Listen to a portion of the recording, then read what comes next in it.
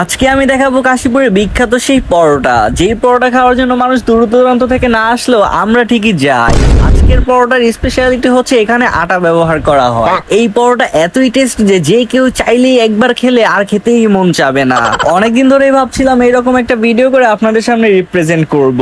আজকের ভিডিওটা এরকমই, আশা করি অনেক বেশি ভালো লাগবে। রাত 12টার পর আমি আর আমার ফ্রেন্ড শান্তি চলে আসছি এই বিখ্যাত পরোটা খেতে। আপনারা কিন্তু দুনিয়ার সব ধরনের পরোটা খেলেও এর থেকে বেস্ট পরোটা কোথাও পাবেন না। আর গাইস, বিশ্বাস করেন এই পরোটাটা 10 টাকা হলেও এর সাইজ কিন্তু অনেক বড়।